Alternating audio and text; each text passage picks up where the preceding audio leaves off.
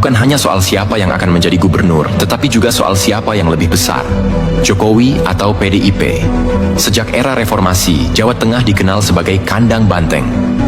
PDIP selalu menjadi pemenang mutlak di setiap pemilu legislatif, mendominasi DPRD, dan memenangkan banyak pilkada. Tapi mari kita kupas lebih dalam. Apakah kemenangan ini sepenuhnya mencerminkan kehendak rakyat, atau hanya hasil dari mesin politik yang bekerja tanpa henti? Pada tahun 2004, Megawati Soekarnoputri mencalonkan diri sebagai presiden berpasangan dengan Hashim Muzadi.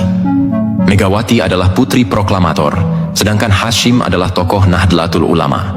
Kombinasi ini seharusnya menjadi jaminan kemenangan, terutama di Jawa Tengah yang dikenal religius sekaligus loyal kepada PDIP. Tapi apa yang terjadi?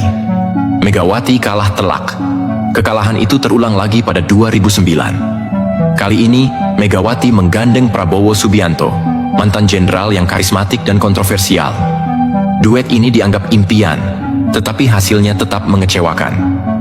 Jawa Tengah tetap memilih SBY, seorang tentara yang jauh lebih disukai rakyat. Ironis, bukan? Jawa Tengah baru kembali menjadi kandang banteng ketika Jokowi maju sebagai calon presiden pada 2014 dan 2019. Bersama Yusuf Kala pada 2014 dan Ma'ruf Amin pada 2019, Jokowi berhasil merebut hati rakyat Jawa Tengah. PDIP kembali mendulang suara, tetapi mari kita jujur. Apakah itu berkat kerja partai atau pesona pribadi Jokowi? Hasil Pilpres 2024 menjadi pukulan keras. Ganjar Pranowo, yang 2 periode memimpin Jawa Tengah sebagai gubernur, kalah di daerahnya sendiri. Bukankah ini menjadi tamparan telak bagi Partai Demokrasi Indonesia Perjuangan? Partai yang selama ini mendominasi Jawa Tengah harus menerima kenyataan pahit bahwa pengaruhnya mulai memudar. Jokowi memulai karier politiknya di Solo, sebuah kota kecil yang tak banyak diperhitungkan dalam peta politik nasional. Tapi siapa sangka, dari kota inilah lahir seorang pemimpin yang kelak menjadi presiden 2 periode. Jokowi memimpin Solo dengan gaya kepemimpinan yang sederhana, merakyat, dan jauh dari citra elite. Ini yang membuatnya berbeda. Ketika menjadi wali kota Solo, Jokowi memenangkan hati rakyat dengan persentase suara fantastis, lebih dari 90%. Ia melanjutkan kiprahnya ke Jakarta, memimpin ibu kota dengan gaya populis yang sama. Tapi jangan lupa, Jokowi juga seorang politisi yang cerdas. Ia tahu bagaimana memanfaatkan momentum dan membangun citra. Ketika Jokowi menjadi presiden, PDIP diuntungkan secara besar-besaran. Partai itu kembali mendominasi, terutama di Jawa Tengah. Namun, hubungan antara Jokowi dan PDIP mulai merenggang ketika Jokowi membangun basis politiknya sendiri. Perlahan tapi pasti, Jokowi bukan lagi petugas partai, melainkan figur independen yang memiliki kekuatan politiknya sendiri. Kini, setelah pensiun, Jokowi kembali ke Solo. Tapi jangan salah, ini bukan sekadar pulang kampung. Bagi banyak pengamat, ini adalah strategi untuk tetap relevan. Dengan kembali ke basis masanya, Jokowi menunjukkan bahwa ia masih memiliki pengaruh besar, terutama di Jawa Tengah. Pilkada 2024 di Jawa Tengah bukan sekadar pemilihan gubernur. Ini adalah ajang pembuktian siapa yang lebih besar, Jokowi atau PDIP. Ahmad Lutfi, Ustadz Yasin, dan calon dari PDIP akan bertarung memperebutkan suara rakyat. Tapi pertanyaannya, siapa yang benar-benar peduli pada rakyat? Ahmad Lutfi dan Ustadz Yasin adalah 2 nama yang sering dikaitkan dengan Jokowi. Keduanya bahkan terlihat sowan ke rumah Jokowi di Solo, sebuah langkah yang jelas-jelas menunjukkan afiliasi politik mereka. Tapi apakah ini berarti mereka benar-benar memiliki visi untuk Jawa Tengah, atau hanya mengandalkan pengaruh Jokowi?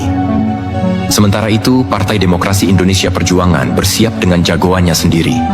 Tapi setelah kekalahan Ganjar di Pilpres 2024, partai ini harus bekerja ekstra keras untuk meyakinkan rakyat Jawa Tengah bahwa mereka masih relevan. Ironi terbesar di sini adalah, rakyat Jawa Tengah terjebak dalam perang politik antara elit. Pilkada ini bukan soal siapa yang paling mampu memimpin, tetapi soal siapa yang paling kuat, Jokowi atau PDIP. Ironi terbesar PDIP di Jawa Tengah terjadi pada Pilpres 2024. Ganjar, yang 2 periode menjadi gubernur, kalah telak di basis kekuatannya sendiri. Apakah ini tanda bahwa rakyat Jawa Tengah mulai lelah dengan PDIP? Ataukah ini justru cerminan kegagalan PDIP dalam memahami aspirasi rakyat? PDIP juga sering dikritik karena terlalu mengandalkan figur ketua umum, Megawati Soekarnoputri. Dalam banyak kesempatan, keputusan-keputusan strategis partai tampak lebih didasarkan pada kehendak Megawati daripada hasil musyawarah internal. Bahkan, pencalonan Ganjar untuk Pilpres 2024 dianggap sebagai perintah Ibu Ketua Umum, bukan hasil dari proses demokratis di internal partai. Sebagai partai yang mengklaim dirinya pro-rakyat, PDIP seharusnya menjadi contoh dalam membangun budaya politik yang demokratis. Tapi apa yang kita lihat? Justru sebaliknya, PDIP lebih sering terjebak dalam politik dinasti dengan nama-nama besar seperti Megawati, Puan Maharani, dan kader-kader lain yang dekat dengan lingkaran elit. Di sisi lain, PDIP juga tidak kebal dari tuduhan korupsi. Beberapa kadernya, termasuk kepala daerah di Jawa Tengah, terseret dalam kasus korupsi yang mencoreng nama partai. Hal ini menjadi pertanyaan besar. Apakah PDIP masih layak disebut partai rakyat?